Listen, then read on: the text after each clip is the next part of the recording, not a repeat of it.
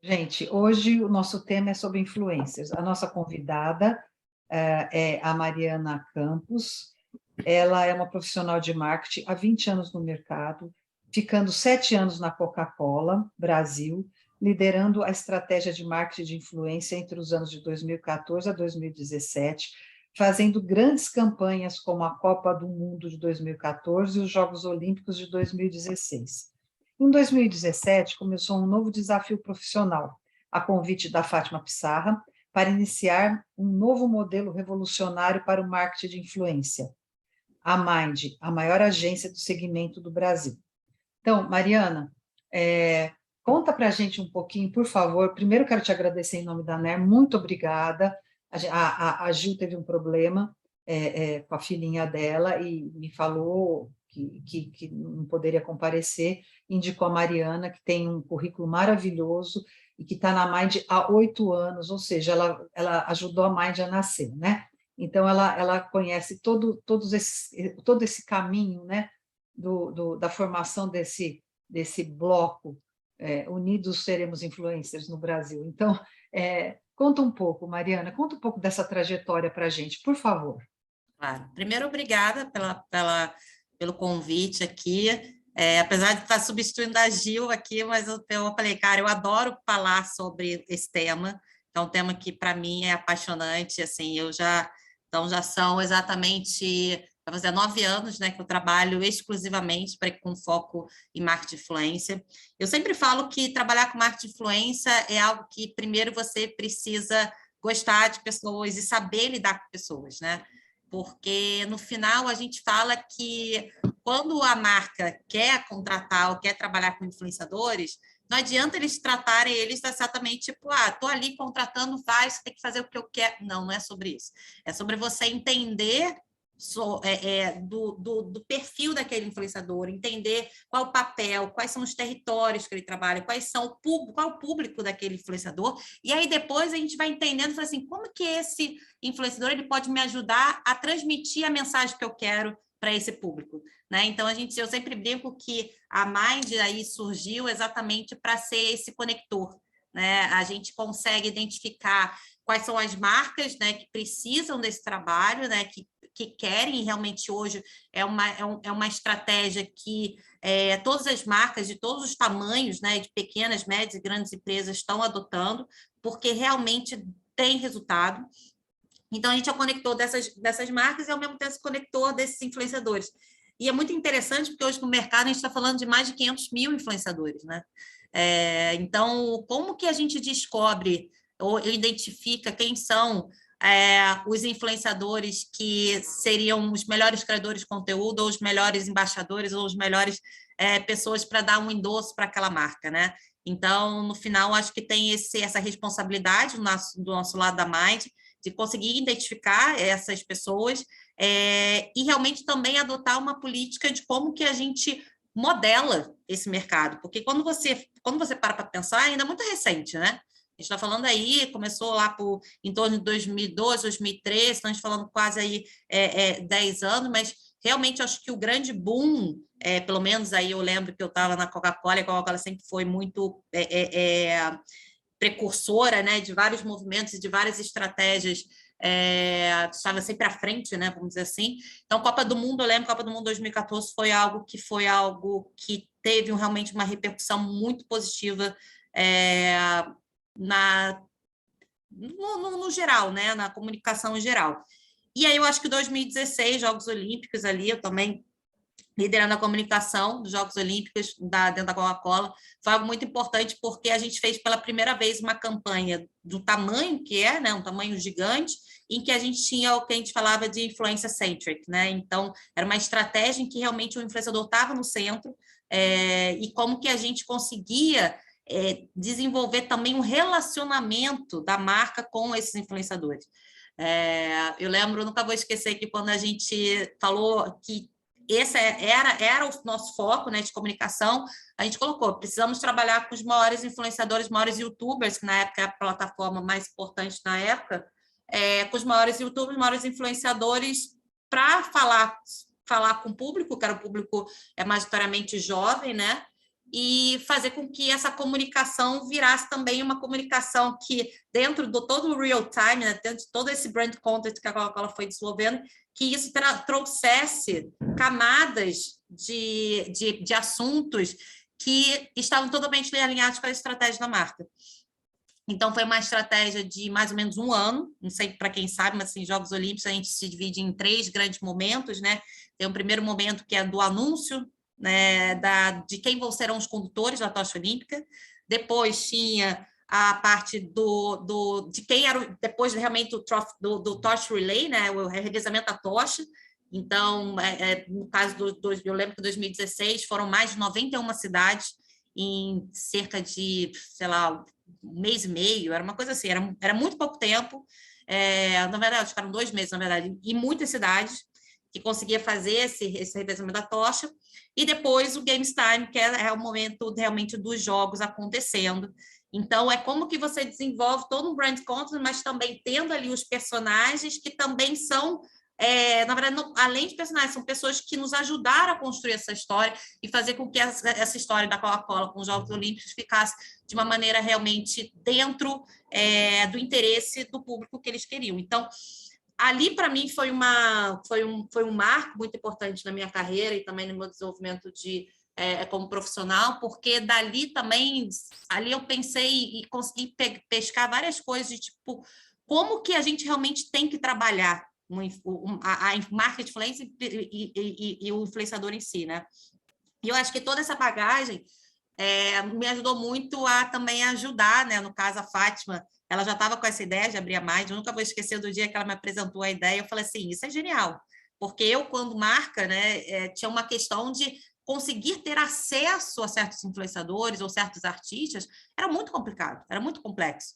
Até mesmo de negociação, de entendimento, de briefing, de entendimento de escopo, a questão de cronograma. Então, assim, existe todo um trabalho que é muito operacional e também do dia a dia, que a Mind ela veio exatamente para ser essa solução para as marcas e, ao mesmo tempo, também ajudando os influenciadores. E aí a grande sacada nossa, desde o início, é de trazer realmente um casting forte, um casting plural. Então, já desde o início, a nossa primeira agenciada foi a Pablo Vittar. Eu lembro, nunca vou esquecer do dia que a gente falou-se sobre essa possibilidade de ter a Pablo. Eu falei, precisamos ter a Pablo, porque a Pablo vai estourar, a Pablo vai ser realmente uma das maiores artistas do Brasil. Naquela época, a Pablo tinha 300 mil seguidores, ou 200 mil seguidores, era super, né, comparando hoje, que ela tem quase 13 milhões, é algo realmente gratificante de ver toda a trajetória dela, e, obviamente, ela tem a luz, tem a estrela, que por isso que ela está onde ela está hoje. Então, é muito legal de a gente ver como que a Mind, ela deu suporte e traz essas conexões com as marcas, e eu sempre falo isso, assim, para mim, eu, por ser publicitária, né, e eu amo a minha profissão, a publicidade ela é um grande catalisador da visibilidade de um artista, né? Então, quando você tem um artista que, obviamente, ele tem a sua estrela, ele tem, vamos dizer assim, um potencial criativo ou de produzir conteúdo na internet, ou de música, ou o que for, quando tem isso associado a uma marca que apoia e fala, cara, eu quero você, isso alavanca de uma forma realmente exponencial.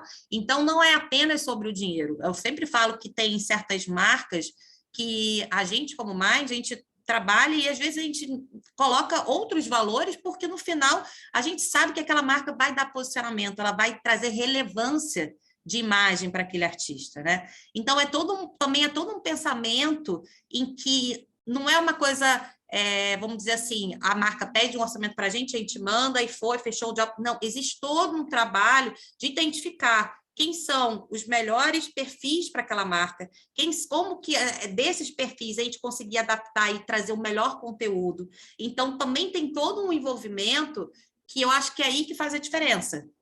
Se a gente ficasse apenas vamos dizer assim, na parte operacional do fechou o job, né, ali executou e tudo, acho que a gente não seria hoje a maior agência do Brasil no quesito de marketing de influência, né, e cultura e entretenimento. E sem contar que também, acho que desde o início foi muito um pensamento nosso de trabalhar muito sobre identificar oportunidade de projetos desses influenciadores, desses artistas, que a gente pudesse levar para o mercado e assumir isso como uma oportunidade de negócio. Então, hoje a gente tem também, acho que é muito legal, a gente tem dentro da Mind alguns projetos como o Festival do Orgulho, o Prêmio Potências Negras, a gente tem o WME, o próprio Carnaval. O Carnaval hoje a gente lidera e faz assim, né? 2020 foi o nosso último Carnaval, ano que vem a gente vai voltar com força total. 2020, por exemplo, a gente fez mais de 12 trios, né, no Brasil. Então, acho que tem uma força e tem uma gama realmente que é muito extensa, assim. Acho que então a gente, como Mind, a gente ganha, a gente traz uma força e alavanca a imagem de muitos influenciadores e artistas, ao mesmo tempo também a gente ajuda a marca a desenvolver ações e estratégias que vão ser usufruídas, né, de uma maneira realmente exponencial. Acho que eu falei Mariana, muito. não, Mariana, deixa eu te fazer uma pergunta. Você disse que no Brasil tem mais ou menos 500 mil influenciadores. O Brasil está em que lugar no ranking mundial de influenciadores? Se não me engano, acho que o Brasil é o segundo. Eu acho que o primeiro é os Estados Unidos, mas isso eu tenho, realmente agora eles não têm esse dado aqui de cabeça, entendeu? Mas Não, sim, realmente tudo bem. o nosso modelo, vamos dizer assim, de marketing de influência dentro do Brasil é algo que realmente a gente tem uma estrutura e uma bagagem que realmente a gente é um dos maiores do mundo. Quando você vai para a Europa, por exemplo, você vê até mesmo números, é muito engraçado. Às vezes, um influenciador de Portugal que tem 100 mil seguidores é considerado um influenciador gigante. Então, aqui também os nossos números, né? E eu acho que o engajamento do brasileiro é algo surreal. Então, quando você vê perfis, né, de influenciadores que têm 10%, 15% de engajamento, isso é algo que assim, realmente algo muito grande. Então, dentro desse quesito, eu acho que também vem muito sobre o comportamento brasileiro, né? O brasileiro abraçou o digital, abraçou as redes sociais de maneira que realmente hoje faz parte do nosso dia a dia. E eu falo nosso porque, com certeza, todos vocês aqui também têm essa relação. Então, o brasileiro se identificou, e nisso realmente é muito visível, né? As horas que a gente passa hoje nas redes sociais, também a questão, por exemplo, do próprio TikTok, né? Quando ele entrou no Brasil de vez, assim, né? Foi lá para 2019, e por conta também do Covid, né, da gente ter ficado todo mundo trancado em casa, realmente foi ali uma opção de entretenimento para muitos brasileiros e também de passar um tempo e de que realmente eu acho que criou um comportamento que até hoje assim as pessoas realmente adotaram. E pode ter certeza que eu sei que todo mundo que olhar o seu celular e ver a quantidade de horas que cada um passa aqui em redes sociais, realmente é algo que é muito grande, né?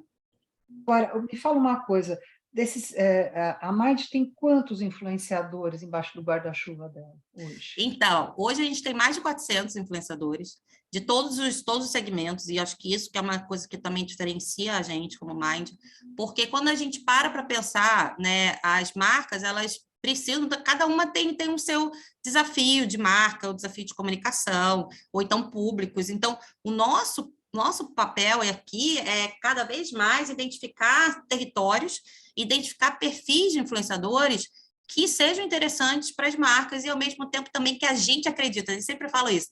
Não é todo mundo que entra na Mind.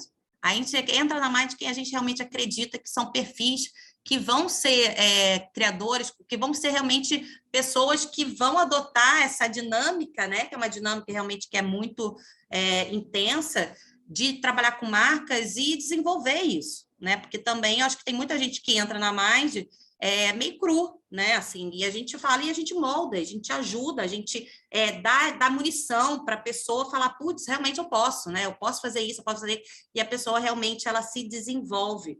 E eu acho que isso que é muito bacana, assim, essa, pelo menos, eu acho que é a grande beleza da gente estar como a gente ser Mind, de ver hoje a quantidade de perfis e vidas, na verdade, né, que a gente mudou.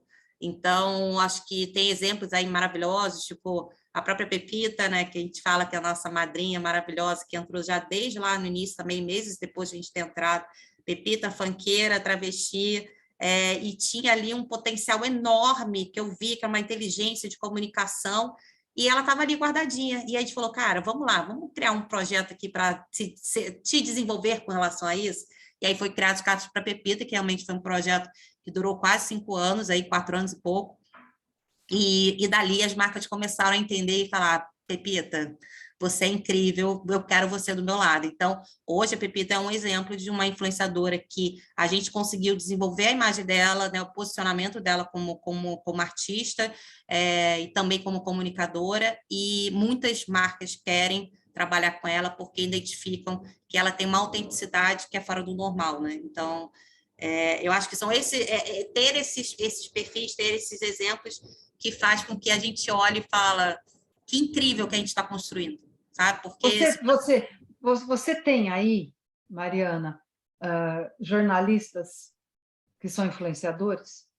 jornalistas, assim, a própria Fátima é jornalista, né? A Fátima, nossa CEO, ela que lidera toda a jornalista, mas eu acho que tem alguns perfis, sim, principalmente hoje a gente tem uma área mais também focada para, vamos dizer assim, perfis de corporativos, né? Então, pessoas que são pessoas que são do marketing ou também da parte de comunicação, que querem se desenvolver dentro da parte de estratégia digital, porque a gente sempre fala também, hoje quando você está no desenvolvimento da sua carreira, é muito importante também você saber falar para as pessoas o que você está fazendo, né? E como você está fazendo, como que você está liderando o seu time e assim por diante.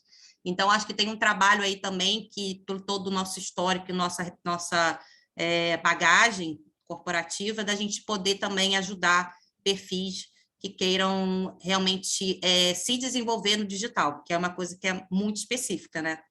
Então, é porque eu tenho aqui exemplos, eu estou com várias editoras mulheres aqui, tem o Joaquim, o Demetrios, mas que eu estou vendo as carinhas aqui, que são mulheres que trabalham muito forte com o jornalismo, né?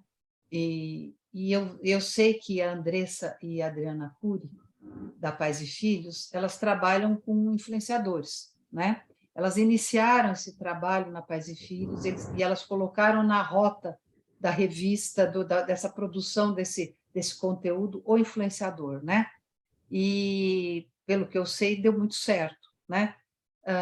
Aí eu não sei, a Maria Luísa e a Luciana Pianaro, se no negócio delas, por exemplo, lá no Jornal do Comércio, lá Pernambuco, se a Luciana com a Vida Simples, se elas já colocaram influenciadores nessa produção de conteúdo delas. Vocês podem falar alguma coisinha aqui, só para agregar alguma coisa, ou algum valor aqui Eu queria fazer uma pergunta, na verdade, que eu estava... Tá, deixa elas falarem primeiro, né? Ou você quer fazer essa pergunta? Não, é porque ela estava falando de conteúdo dessa quantidade de influenciadores que tem na Mind, e eu percebo muito que, Mariana, que os influenciadores, eles trabalham em conjunto. Eles estão, às vezes, o tempo inteiro fazendo algo editorial, vamos supor, que é aqui, não comercial, juntos, e que também abre possibilidades depois para fazer algo que seja comercialmente juntos. Eu queria que você me falasse qual a importância dessa conexão entre os agenciados que vocês fazem. Porque, por exemplo, aqui na Nera a gente tem vários veículos juntos. A gente troca algumas figurinhas como o Café da Nera, mas a gente troca também numa comissão, mas é diferente, a gente não abre, por exemplo, conteúdo para uma troca um com o outro. Eu fiz já algumas coisas, mas é muito fechado e esporádico os veículos. E o influenciador tem essa capacidade, essa maleabilidade de se unir. Como que você vê o mercado com isso? O que você acha que mais agrega isso? Eu acho que aqui é um ponto bem bacana que você está trazendo, porque existe, na verdade, 2 estratégias, né? Quando existe uma colaboração entre 2, 3 ou 4 influenciadores numa coisa. Existe a estratégia de conteúdo e a estratégia de conexão, né? Então, a gente está falando ali uma estratégia mesmo de como que eu faço um crossover de público que um segue, o outro não segue, e a pessoa fala, poxa, eu quero, pô, agora eu tô conhecendo fulano de tal, não seguia, vou começar a seguir. Então, isso é uma estratégia de conexão, né? De você fazer com que realmente você tenha uma forma de você conseguir alcançar outros públicos para isso. E existe também uma estratégia de conteúdo, porque no final das contas é muito mais interessante, na verdade, você fazer conteúdos com pessoas que se conectam com você, né? Então, acho que dali você consegue desenvolver muitas coisas bacanas. Então, hoje, assim, isso já tem realmente, na verdade, já há anos, essa parte de colaboração é algo que os influenciadores já utilizam nessa estratégia e dá certo, porque cada vez mais a gente vê que a troca, e é uma coisa também do ser humano, né? É muito mais divertido você estar ali trocando com uma pessoa do que, às vezes, você tentando desenvolver algo sozinho. Óbvio que também tem coisas muito bacanas desenvolvendo sozinho, mas quando você tem essa troca também, eu acho que cria possibilidades que, às vezes, a pessoa nem parou para pensar, né? Então, acho que aqui tem ainda mais para o segmento de vocês, existe realmente uma oportunidade de usar essa estratégia, porque é aquela coisa, quanto mais pessoas, mais forte a gente pode estar e mais pessoas pode estar alcançando a mensagem. Então, é muito sobre isso que a gente hoje vê dentro do marketing influência, e existe realmente pessoas que são muito engraçadas, assim, que hoje a gente criou uma dinâmica que, quando a pessoa não está fazendo conteúdo com um amigo ou com uma pessoa, tipo o irmão, alguma coisa assim, as pessoas falam, cadê fulano de tal que está sumido, que você não faz mais conteúdo? Acontece também esse outro lado, né? Então, as pessoas também, elas querem acompanhar essa relação. Então, eu sempre falo, quando você é um artista, um influenciador, encontra um outro artista, ou então está na casa de alguém, ou foi para um evento, essa coisa de você compartilhar e de mostrar, isso é muito legal. Isso realmente gera um engajamento, e as pessoas querem também saber essa verdade, elas querem saber quem é amigo de quem, de saber o que elas estão fazendo, se estão curtindo um dia em casa, vendo filme falando besteira, ou então, não, vamos fazer um conteúdo aqui de uma trend bacana. Então, vai de tudo. Eu acho que eu estou perguntando isso, até, Regina, porque, por exemplo, tá vindo o Setembro Amarelo. Eu tenho certeza que vários veículos que estão assistindo aqui, pessoas, também vão abordar esse tipo de assunto. E aí me remete muito assim, a Pais e Filhos faz uma coisa, aí a Vida Simples faz outra coisa, e aí o outro faz uma outra coisa. Quando eu vejo os influenciadores, eu também vejo essa questão de troca de assunto. Então, eles pautam o mesmo assunto e aí acaba virando um núcleo. Como vocês têm a GK, que acaba pautando os amigos em volta e vão carregando todo mundo junto. Eu não sei, eu acho que eu trouxe só essa questão para se pensar, até como a ANER, os parceiros, quais os núcleos poderiam contribuir uns com os outros, de criar, às vezes, uma campanha junto e crescer digitalmente juntos, sabe? Sim. Não sei. Agora, deixa eu só, sim, entendo, e eu acho que é importante a gente trazer essa discussão. Eu queria só voltar um pouquinho para ouvir a Luciana e a Maria Luísa, com relação como é que funciona para elas esse modelo do influenciador nessa dinâmica do jornal, da revista. E quando eu falo jornal e revista, estou falando impresso e digital, tá, gente? Jornal e revista não é só impresso. Eu estou falando do impresso e do digital. Como é que funciona aí para vocês, Maria Luísa, e depois Luciana, por favor? Posso compartilhar aqui a experiência da gente. Bom, quando a gente é um grupo de mídia regional, que não tem, além do Jornal do Comércio, né, que é o JC, ele tem 2 televisões e 5 rádios. E a gente tem perfis correspondentes a todas as nossas marcas nas principais redes. Em Portal NE10 também, que funciona até melhor nas redes sociais do que algumas outras marcas. O que é que acontece? No JC, a gente não tem a figura do uso do influenciador. O JC é uma marca muito tradicional, eu diria careta mesmo, então ela faz... causa muita estranheza quando você vira rede social demais, por incrível que pareça.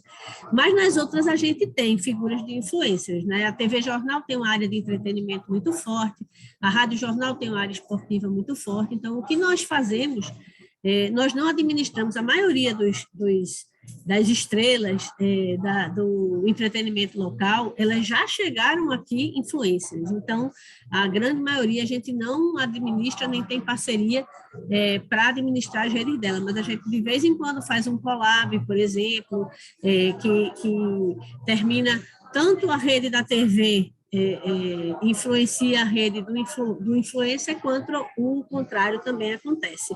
E muitas vezes a gente, em campanhas específicas, a gente pede a ajuda deles para serem embaixadores, né, de algum tipo de campanha. Então, nós temos o direito de vender, né, a figura desses influencers de entreter e de esportes, mas a gente não é o administrador das marcas de cada um deles.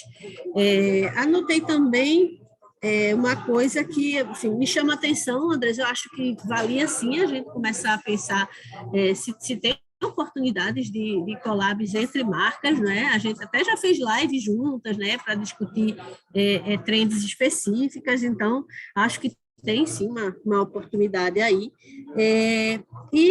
Eu queria também compartilhar uma coisa que com a gente tem sido, como é que eu posso dizer, um desafio grande da gente superar, é que aqui no nível regional existem muitos que eles chamam circuitos de influências. Então, tem algumas microagências que agenciam microinfluências que, somados, eles fazem um barulho muito grande. Então, a gente hoje concorre nessa seara de social media com perfis muito pequenos, de operação de baixíssimo custo, geralmente é uma pessoa e um celular na mão, e cada um deles tem um número X, dependendo de quantos seguidores tem, eles conseguem fazer aquele rateio das campanhas e jogam o preço lá para baixo. Termina a gente sem ter como concorrer nessa seara, quando você está falando, por exemplo, de negócios hiperlocais. É muito mais fácil para um pequeno investidor, ou até um médio, às vezes, fazer um investimento num circuito de 10 influencers do que ele fazer uma coisa mais profissional com a gente, usando influencers nossos e usando a nossa estrutura, que você imagina que ela é muito mais pesada, ela é muito mais profissional, ela requer todo um investimento para funcionar. Então, a gente tem concorrido muito com isso e o comercial da gente tem percebido assim esse movimento muito forte de alguns clientes que você está no meio da negociação e diz, fechei com um circuito de influência aí que está X% mais barato e eu vou conseguir atingir o microcosmo que me interessa. Depoimento que eu teria para compartilhar. Obrigada. Luciana? Boa tarde a todos. Oi, Mari, tudo bem? Eu sou da Vida Simples, não sei se você conhece, a Vida Simples é uma revista, nasceu há 20 anos, abril, há 4 anos quase eu fiz a compra da marca, e o nosso foco tem a ver com saúde mental, com autoconhecimento, com desenvolvimento, com sustentabilidade, com consumo consciente, né? Todos os itens que trabalham o ser humano nas suas várias esferas da vida e do mundo. Sobre essa estratégia com influenciadores, já pensei diversas vezes em fazer, mas eu nunca consegui fazer. Ao contrário do jornal aqui, da Maria Luísa, eu tenho uma estrutura master enxuta, mas basicamente a gente faz tudo ao mesmo tempo. Então foi por falta de foco mesmo, sabe? De conseguir parar, até pedir para a Andressa hoje que eu queria conversar com vocês, a Maide, para entender como é que funciona, como é que poderiam funcionar, porque eu percebo aqui um potencial muito grande, não só da minha marca, que tem bastante seguidores e que a gente só praticamente distribui conteúdo jornalístico, eventualmente algumas ações com marcas, né, que a gente está crescendo, está ampliando e tudo mais, mas ainda é incipiente. Mas a gente tem, assim, muitos colunistas, né, que estão com a gente, colunistas que são grandes, com 1 milhão de seguidores, micro-influenciadores e tal, que eu nunca consegui aproveitar bem. Por quê? Porque me falta braço, porque me falta sentar com alguém e eu estou super disposta a gente poder conversar e criar uma estratégia. Eu sinto assim, por exemplo, que a gente poderia trazer muito mais vídeos, sem dúvida nenhuma, para a plataforma, através de pessoas, afinal das contas, a Vida Simples é uma marca que fala com as pessoas, para as pessoas, apesar de ser uma marca, mas a gente sempre ouve falar que ela é como se eu fosse uma amiga, mas eu tenho que humanizar essa marca, né? E o grande desafio da gente é justamente essa humanização. Então, trazendo mais pessoas para perto que, enfim, explorem essas possibilidades, eu acho extremamente importante. Então, estou muito feliz que a gente está tendo essa oportunidade de conversar e, quem sabe, depois abrir a possibilidade para a gente sentar e, de fato, pensar qual a estratégia que a gente poderia fazer juntos em que todos saiam ganhando, além dessa que a Andressa comentou, que também pode ser interessante entre as marcas que têm perfis similares. Então, não tenho interesse em fazer e acredito muito na macro influência e na micro influência, porque eu percebo por mim, que sou uma pessoa que tem, né, nada de seguidores comparado com a Pablo, por exemplo, mas a gente percebe o quanto as pessoas são influenciadas, sem dúvida nenhuma, porque você é uma pessoa de confiança, que você está tomando um livro, tomando um negócio que você posta, a pessoa, onde que eu compro, não sei o quê. Então, realmente a gente é influenciado porque isso é quase uma propaganda boca a boca, né, que a gente vai fazendo. Então, da nossa parte tem interesse, mas a gente não tem como fazer sozinhos. Mas é interessante, porque tudo que você está dizendo, no final das contas, assim, primeiro, influência, ela existe desde que, tipo, um dos grandes influenciadores é Jesus Cristo, se a gente para pensar, né? Então, assim, a influência em si, ela existe há muito tempo, né? O próprio líder de uma mas é de alguma coisa de indígena, cara, é o grande influenciador, né? É o que as pessoas... Pajé. É o pajé, que eu estava esquecendo o nome. Então, cada vez mais é ruim de memória, gente, desculpa.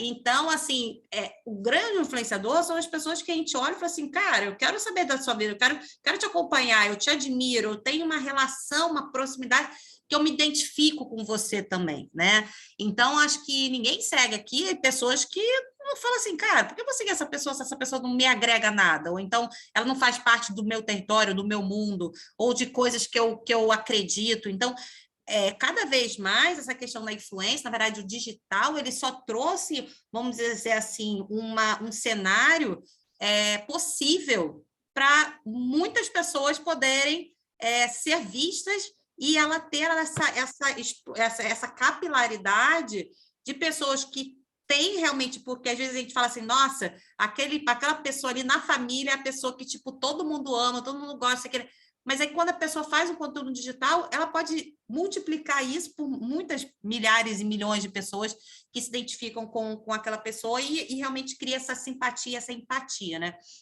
Então, acho que a questão do marketing de influência aqui, e também aí que é o bacana, é que quando você entende que também isso é uma questão comportamental, e você trabalhar também, muito entender quais são os seus objetivos.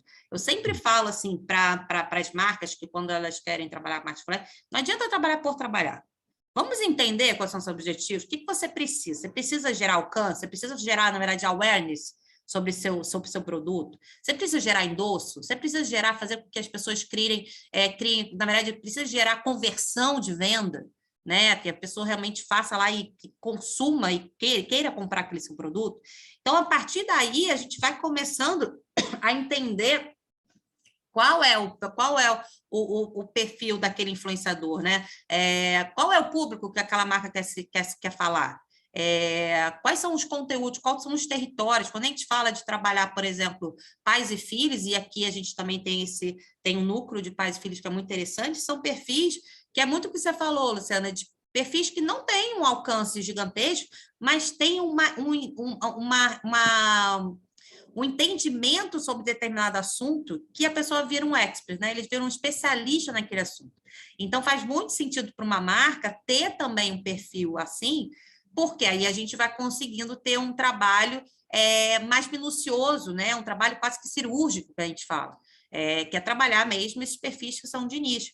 E, às vezes, quando você trabalha vários desses que são especialistas, quando você soma, quando você trabalha todo vamos dizer assim, numa estratégia junta, você tem um resultado incrível, porque você junta literalmente a quantidade, né, de todas as pessoas impactadas, de cada perfil, a gente consegue identificar quais foram, por exemplo, quantos cliques, quantas pessoas que foram até o site querer saber mais do produto, ou então de até comprar. Então, no final, a gente consegue realmente hoje, dentro do marketing de influência, ter diversas formas de conseguir atingir aquele objetivo. A grande questão é, primeiro, a marca saber o que eles precisam. E aí a gente vai moldando. Hoje já tem marcas, principalmente assim, tipo Ambev, Coca-Cola, Unilever, que já estão aí trabalhando há anos, então eles já têm uma expertise e um entendimento do que já funciona para eles, né? Quais são os tipos de perfis que já deram certo, que deram errado, e quais que querem continuar, quais são as novidades, né, de perfis aí que querem trabalhar. Mas quem nunca entrou nesse entendimento sobre o que é a marketing de influência, é muito sobre também teste. Não adianta você achar que numa primeira ação você já vai, tipo, deu muito certo. Não, às vezes tem muita marca que faz marketing de influência e fala, cara, não deu, não era isso. E aí aprende, e aí a gente vai de novo, faz uma outra. Então, hoje, que nem estratégia de marca, qualquer estratégia de comunicação, né? Tem tudo, tem coisas que deram certo e coisas que deram errado. A questão que der errado também, eu acho que no digital você tem muito que aprender, porque tem muitos dados, tem muita análise hoje, que a gente consegue identificar onde que foi o gap, onde que foi o errinho ali.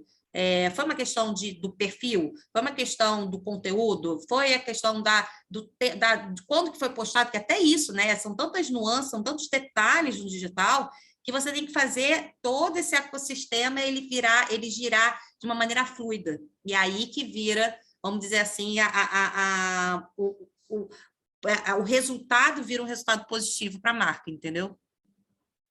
Mariana, Joaquim, o CEO da Edcase, quer fazer uma pergunta. Joaquim, por favor. Oi, Mariana, tudo bem? Prazer. Prazer é meu. No começo da nossa conversa aqui, você disse que tem uma barreira de entrada de influencers. Então, assim, pelo tamanho do influencer, pelo número de seguidores, enfim, deve ter algumas barreiras para entrar na Mind em relação ao perfil do influencer. Eu queria saber se do outro lado da mesa também tem algum tipo de barreira em relação ao tamanho do cliente que quer fazer o marketing de influência, em relação ao cliente que quer contratar os serviços da Mind ou de influencers no geral, assim. A partir até dessa sinalização da Luciana da Vida Simples, porque, assim, pensando em clientes menores ou veículos menores, não quando você fala de grandes marcas, né, de grandes brands que trabalham os influencers normalmente, regularmente, assim. Eu acho que o pequeno acha que não pode, que não tem dinheiro para isso ou que isso não é para ele. E aí eu queria que você falasse um pouco em relação a isso, se essa impressão está correta ou não. Isso é muito interessante, essa pergunta, porque isso é um dos grandes mitos que eu falo que tem dentro da Mind. Primeiro que as pessoas acham que só influenciador grande que entra, e eu falo que não. No final das contas, eu falo que, assim, quando não é todo mundo que entra, não é sobre números. É sim sobre a gente identificar um perfil que a gente olha e fala assim, esse aqui tem, entendeu? Ou então é aquela coisa que nem eu falei, quando a gente fala, por exemplo, hoje de especialistas, dependendo de assunto, como esse, de maternidade, paternidade, ou até mesmo de esporte ou de game, a gente não está falando de números, a gente está falando sobre relevância, sobre realmente o conteúdo que aquela pessoa faz, total, assim, a pessoa é um especialista sobre aquilo. Então, o que eu digo eu acho que o grande sucesso da Mind hoje é de identificar que essa pluralidade, ela vai em todos os perfis, né? Ter perfis grandes, perfis médios, pequenos, a gente poder trabalhar com todos os territórios que a gente hoje trabalha. A gente tem território de gastronomia, a gente tem toda a parte musical, né? Então, tem desde músicos do pop, do sertane, do funk, do MPB, do rap, do trap. E a gente vai trabalhando também com todos esses segmentos que as marcas querem. Então, eles querem perfis de humor, querem perfis também teens, querem perfis de mulheres empoderadas, perfis de esportistas. Então, hoje, o que é interessante, a gente como Mind, é identificar perfis que a gente acredita que tenham conteúdos bons, que são pessoas que, no final das contas, eles entenderam a dinâmica do digital, porque eu sempre falo que não adianta você, por exemplo, acontece também muitas vezes, tem perfis em que explode, né? Putz, virou viral, não sei o que, conseguiu muitos seguidores ali, rápido. Mas e aí? Cadê a consistência? Cadê a construção de conteúdo? Cadê o posicionamento constante? Porque senão uma coisa se perde.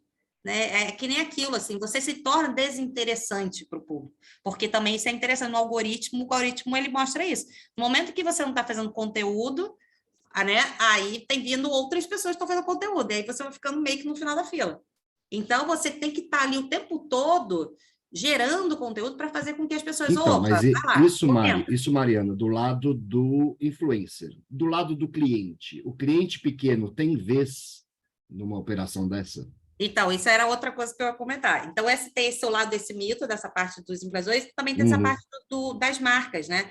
Hoje, graças a Deus, a gente tem uma capilaridade muito grande de marcas que trabalham com a gente e vão realmente de pequenas, médias e grandes empresas. A gente sempre diz que, no final, existe uma questão de tentar entender qual é o seu budget. Então, se o seu orçamento é X mil reais, vamos lá, vamos tentar entender aqui o que a gente consegue fazer. E aí é muito um trabalho de... se talvez seja melhor, a gente consegue fazer um influenciador, a gente consegue fazer 3, fazer 5, 10, e aí, ou então os tamanhos diferentes. Então, é uma coisa que não existe uma, vamos dizer assim, uma fórmula de falar, não, até aqui a gente realmente não consegue.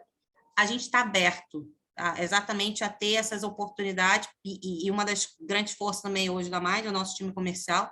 A gente está falando aí de mais de 60 pessoas que trabalham na área comercial, então tem aí realmente um volume de marcas, de clientes, de agências também que estão com a gente, que faz com que a gente está movimentando essa roda de uma maneira realmente muito, muito intensa. Mas não tem essa questão, isso é outro mito também, que as pessoas acham. Obrigado, Mariana. Nada. Posso perguntar, Regina?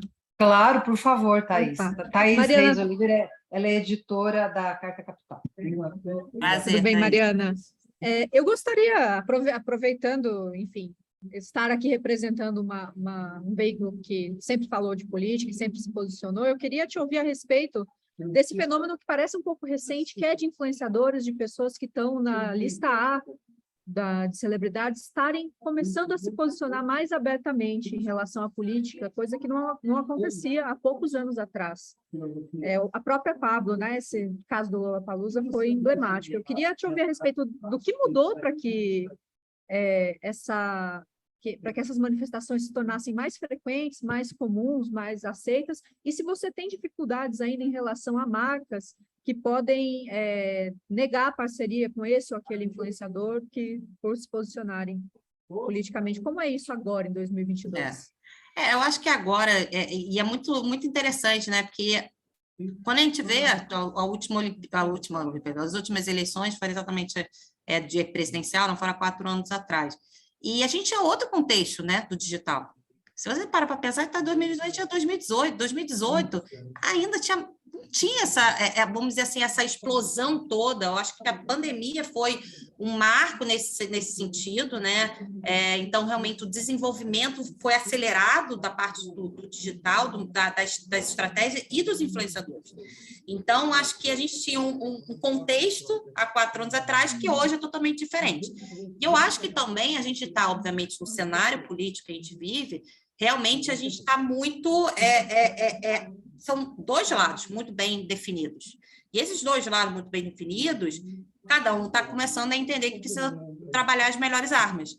E hoje, realmente, você trabalhar com artistas, influenciadores que têm essa voz é fundamental, porque, no final das contas, por exemplo, a gente fez esse exemplo que foi maravilhoso agora em maio, final de abril, início de maio, que foi a questão dos artistas se exporem, pedirem para os adolescentes tirarem o seu primeiro título de eleitor.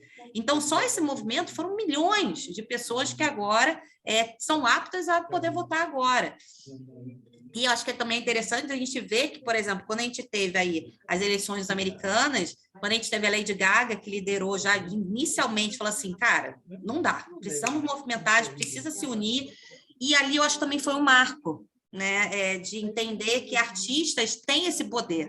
Eu nunca vou esquecer ali a Lady Gaga, só começou ali o primeiro vídeo no Instagram dela, e quando viu, ela criou um movimento realmente de vários artistas trazendo isso à pauta e deixando bem claro qual o seu voto. E eu acho que isso também é essa que faz parte da democracia, também da política, né? De cada um se sentir à vontade e falar, cara, eu voto no fulano de tal, não voto no fulano de tal. Então, acho que isso também, os próprios artistas também estão se sentindo mais à vontade de entender e assumirem também a sua responsabilidade nesse sentido, né? Eu acho que é disso, é de fazer com que, principalmente jovens, adolescentes, que estão iniciando, talvez, provavelmente, a primeira grande momento, né, de eleições de muitos adolescentes, falar, a parte também depende de você. Se cada um fizer a sua de ir lá votar consciente, a gente pode mudar esse Brasil, né? Não só do presidente, mas todos, né, senador, deputado, vereador e assim por diante. Mas esse jogo de cintura em relação às marcas, porque eu imagino que esse não é um trabalho fácil, porque as marcas têm também se posicionado politicamente, não necessariamente a posição é a mesma dos artistas. Eu acho que aqui a gente também é uma coisa que aí também eu acho que é muito interessante essa presença da Mind, né, e de outras empresas que também têm esse formato, né, de agenciamento de talentos. Primeiro, a gente sempre apoia a verdade, a gente sempre apoia a autenticidade dos influenciadores. Então, a gente, como marca, como Mind, na verdade, a gente, como empresa, a gente nunca vai falar para o agenciado, tipo, não poste essa política, porque isso pode prejudicar. Eu falei, não. No final das contas, se a pessoa, se realmente aquele artista, ele tem essa vontade e entende ali a sua responsabilidade, vai, tipo, com a certeza que vai dar tudo certo. A gente, pelo menos, a gente não... E a gente também está vendo hoje muito posicionamento exatamente de marcas, porque a gente está nessa dicotomia, né? A gente está nesses dois parâmetros que estão muito bem definidos. Então, acho que existe um movimento que não dá para as pessoas esquecerem, tamparem os olhos e a boca e falar, não, deixa que os outros resolvem, eu vou ficar aqui no meu cantinho, entendeu? Tem pessoas que fazem isso.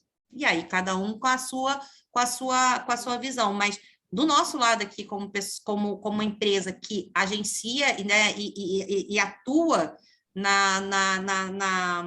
nessa construção de imagem de vários artistas, a gente sempre deixa claro que a pessoa ela tem que seguir o seu coração, seguir a sua vontade, e do nosso lado aqui a gente sempre vai dar todo apoio. E se tiver marcas que também que não queiram, tem outras que vão querer. Então, acho que a gente não tem medo sobre isso, entendeu?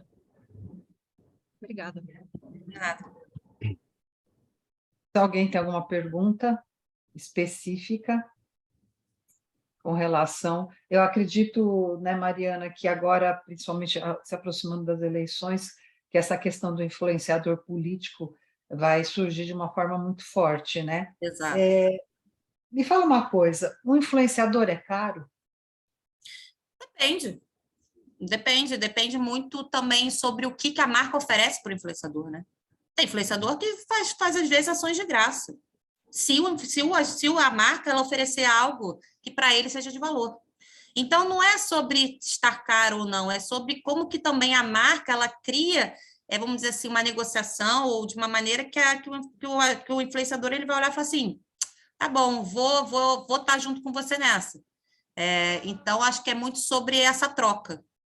Obviamente, tem a troca financeira, mas também tem outros tipos de troca que, às vezes, a pessoa quer muito trabalhar. Às vezes, por exemplo, tem agenciados, é muito engraçado isso, que a gente sempre pergunta quando entra na Mais, a gente fala assim, me fala quais são suas marcas que você tem sonho de trabalhar?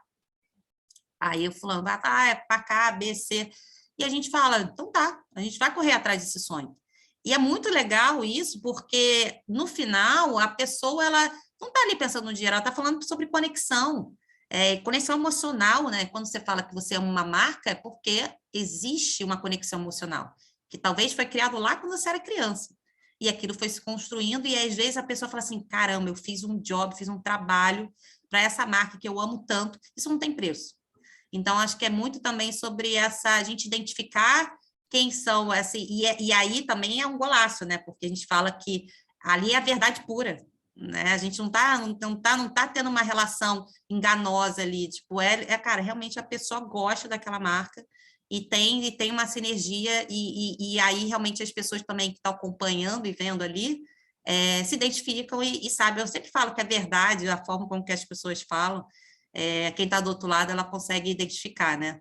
Então, acho que não tem essa questão de ser caro ou barato, e até mesmo, às vezes, a pessoa fala assim, é caro, mas se você fazer, às vezes, a comparação, olha quantos, talvez, milhares ou milhões de pessoas que aquela pessoa, ela fez com que a sua marca, ela chegasse em certas pessoas que talvez você não conseguiria com tanta assertividade. Então, é muito, muito relativo essa questão de caro barato, assim, na minha concepção. Entendi. Sim, sim. Thaís, outra pergunta, por favor. Está com a mãozinha levantada.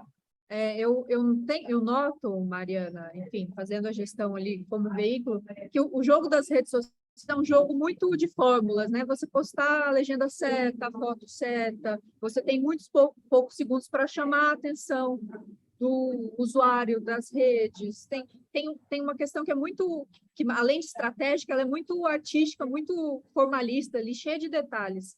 Eu queria ouvir de vocês na Mind o quanto essa questão de arte, de design, dessa estratégia bem restrita importa, e o que você considera qualidades para um bom gestor de redes sociais, que geralmente num veículo é quem assume essas funções todas.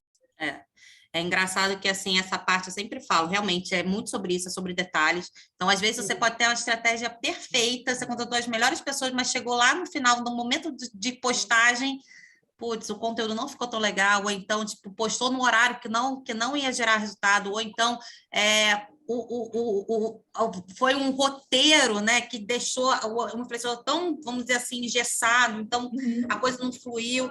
Então, acho que é muito sobre fazer, né, você colocar ali, você testar e você, tipo, mensurar o que deu certo e você começar a perseguir essas. Então, são quase que, tipo, existem umas, vamos dizer assim, uns insights que vão acontecendo e que vai muito do tipo, às vezes você olha e fala assim, vou fazer esse conteúdo aqui. Fiz 15 segundos, subir. Quando você vê, às vezes, nossa, deu, tipo, já 100 mil seguidores, 100 mil views.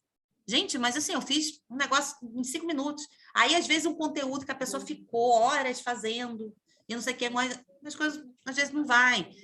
O próprio TikTok, acho que é uma plataforma que está vindo aí muito com essa essência, né? Dessa coisa da espontaneidade, da originalidade, de você falar, e que, às vezes, também essa coisa do conteúdo mais leve, não tão... Então, eu acho que também isso demonstra muito o comportamento que as pessoas estão querendo assistir, né? Então, o que eu sempre falo também no digital você não faz conteúdo para você, apenas para você, né? Você tem que pensar assim, cara, qual é o conteúdo que me interessa, mas também que vão interessar os outros? Porque no final é isso, você como criador de conteúdo, você é essa própria emissora, você é a próprio conteúdo, você é tudo, né? E você tem que olhar toda essa maestria, tem que ser quase que um maestro de olhar e falar assim, cara, tudo tem que estar em perfeita harmonia.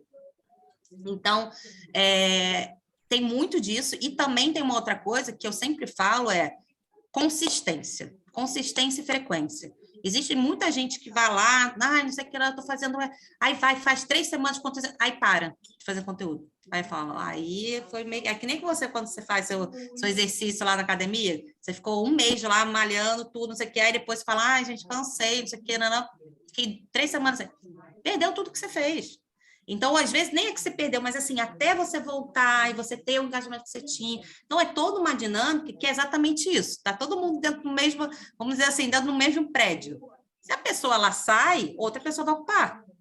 Então, é muito que tem que ter essa inteligência e essa dinâmica e esse planejamento, né? Foi engraçado essa coisa por exemplo, que as pessoas falaram muito do Stories da Boca Rosa, né? Que ela mostrou lá que ela tinha o planejamento, qual coisa que eu vou postar a tal hora. Gente, isso é essencial no final.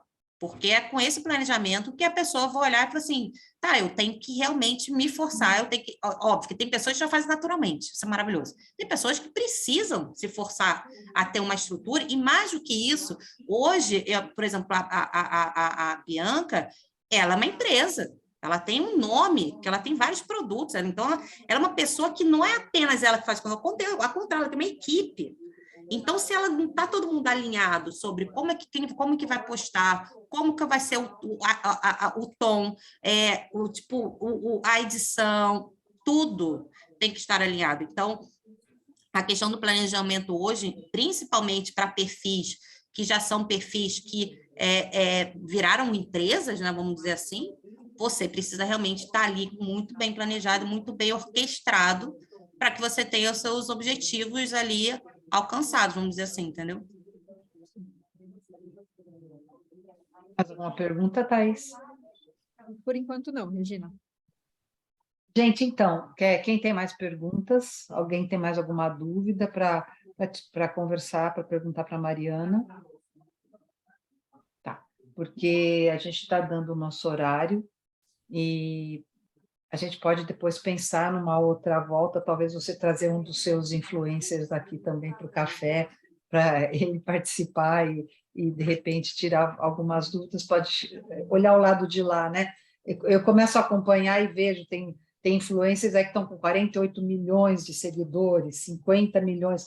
A Marília Mendonça, quando ela morreu, ela tinha 48 milhões, 42 milhões de seguidores. É muita coisa. E esses seguidores estão vivos ainda. Você veja, ela morreu, mas ela continua sendo uma influência, porque esses seguidores estão vivos e fazem tudo que eles podem para manter a relevância dela viva, né? O engajamento dela. É interessante isso, né? E você começa a perceber que esse canal que existe também, né, dos sertanejos todos, como eles se tornam influencers em alguns segmentos, né, fortes, né? Então, eu acho que a gente tem vários tipos de influencers com números assim absurdos, né, que você olha e fala, nossa, como é possível isso, né? Mas enfim, mas eu acho que são outras conversas e como é que esses influencers podem agregar valor à marca e ajudar a construir marca e que eu acho que a Pais e Filhos faz isso de uma maneira muito interessante, porque ela encontra esse caminho e segue ali, né, enfim, acho que isso é interessante.